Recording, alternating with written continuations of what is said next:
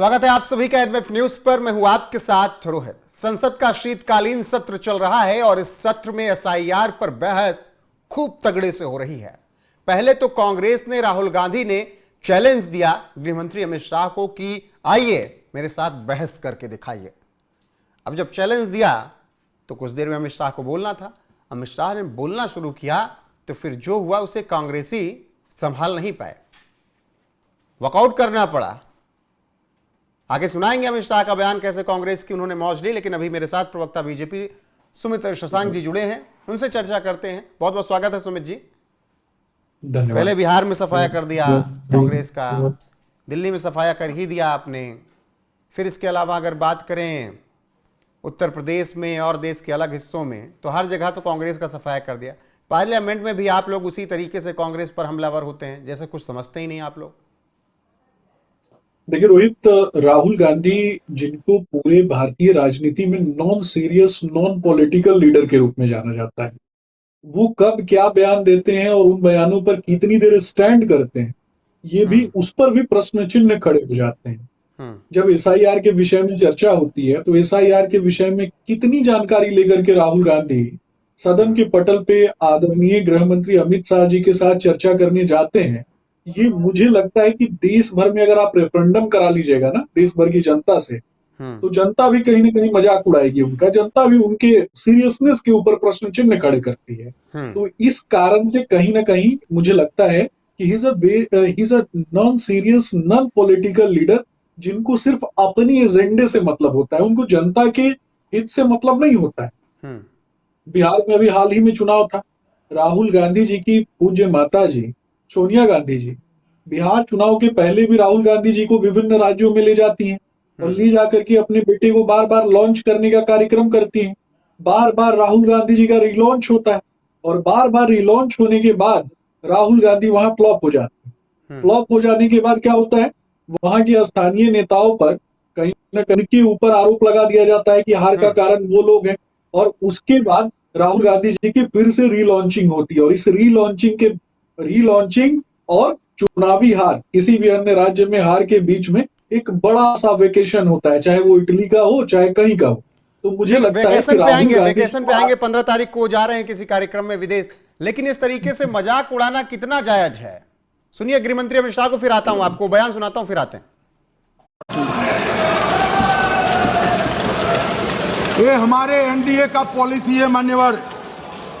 Detect मतलब ढूंढो, delete करो, मतदाता सूची में नाम काटो और उनको डिपोर्ट करो। हम संवैधानिक प्रक्रिया कर कर डिटेक्ट, डिलीट और डिपोर्ट ये पूरा करेंगे। ये क्यों सदन छोड़कर भाग गए?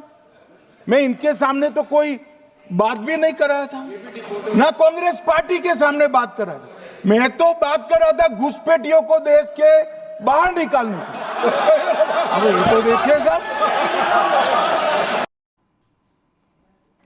सुमित जी देखिए किस तरीके से कि हम तो बात घुसपैठियों कर रहे थे, भाग कांग्रेस वाले गए। मजाक उड़ाना ही तो है।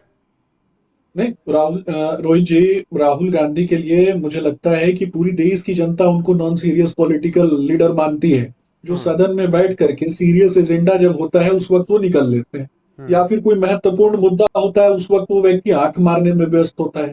तो कैसे कोई उनको 15 सीरियस, तारीख को जर्मनी उनकी जा रहे सबसे हैं। बड़ी उपलब्धि क्या है रोहित जी? वो कहाँ जा रहे हैं, देखिए वो कहाँ जा रहे हैं नहीं जा रहे हैं, उससे भी आगे बढ़ के दो तीन महत्वपूर्ण चीजें हैं जो आपके दर्शकों को मैं बताना चाहूंगा। जी बिल्कुल। बिहार में राहुल गांधी एक यात्रा निकाल रहे थे एसआईआर के खिलाफ।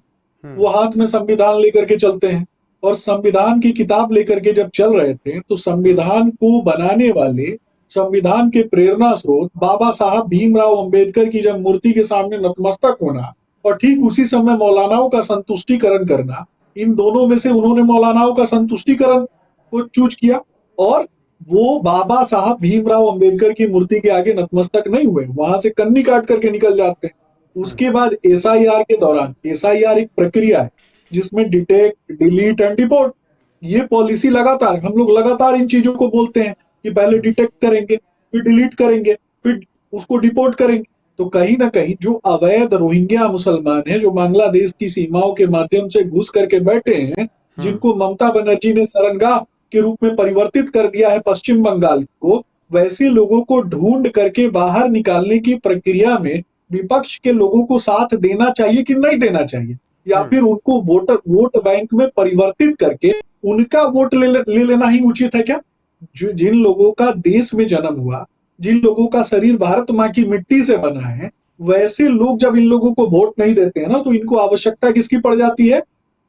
सुमित जी, लेकिन जब घुसपैठियों की चर्चा होती है तो सवाल तो सबसे ज्यादा आप लोगों पे उठते हैं कि कैसे घुसपैठिए आ रहे हैं भाई, जिम्मेदारी तो गृहमंत्री की है, क्यों इतने घुसपैठिए देश में? रोहित जी, हम पूरी जिम्मेदारी लेते हैं, हम पूरी जिम्मेदारी लेते हैं, इसलिए तो डिटेक्ट, डिलीट और डिपोर्ट की नीति लेकर के आए। डिटेक्ट करेंगे, डिलीट करेंगे, डिपोर्ट करेंगे, लेकिन इस पर लड़ाई किसको है? बिहार में 64 लाख लोगों को हमने कहीं ना कहीं डिटेक्ट करके डिलीट किया, और 64 लाख, मुझे लगता है बिल्कुल, बिहार में जो एसआईआर हुआ उसका विरोध भी खूब हुआ, सबसे ज्यादा समस्या किसको होती है? कांग्रेस पार्टी को समस्या क्यों हटाए होती गए, है? उसका परिणाम भी देखने को मिला, और वहां पर एक सफाई अभियान एसआईआर के जरिए हुआ। अब वही बात तो कही जा रही है बंगाल के लिए कि बंगाल में भी नाम कटेंगे और उसका सीधा सीधा प्रभाव चुनाव पर पड़ेगा, और विपक्ष कह रहा है कि उसका फायदा बीजेपी उठाएगी।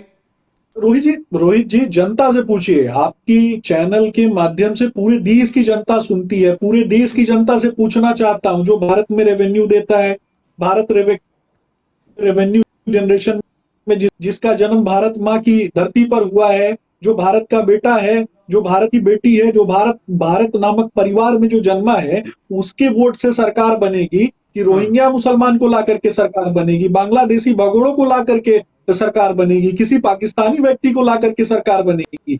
यहाँ तो किसी ने नहीं कहा कि एसआई माध्यम से उनका नाम काट दिया गया, तो कहा कि हमने 64 लाख लोगों का नाम कटवाया है, लेकिन उस पर ज्यादा चिंता किसको होती है? राहुल गांधी को चिंता होती है, तो राहुल गांधी को बताना पड़ेगा ना।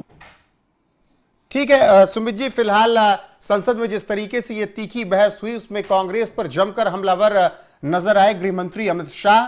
बाकी अमित शाह के बयान के साथ आपको छोड़ने जाते हैं। सुमित जी, आपका जुड़ने के लिए बहुत बहुत शुक्रिया, बने रहिए हमारे साथ लगातार। नमस्कार। ये हमारे एनडीए का पॉलिसी है मान्यवर, डिटेक्ट मतलब ढूंढो, डिलीट करो, मतदाता सूची में नाम काटो और उनको डिपोर्ट करो। हम संवैधानिक प्रक्रिया कर कर डिटेक्ट, डिलीट और डिपोर्ट ये पूरा करेंगे। ये क्यों सदन छोड़कर भाग गए? मैं इनके सामने तो कोई बात भी नहीं कर रहा था, ना कांग्रेस पार्टी के सामने बात कर रहा था, मैं तो बात कर रहा था घुसपैठियों को देश के बाहर निकालने की। अब ये तो देखिए साहब,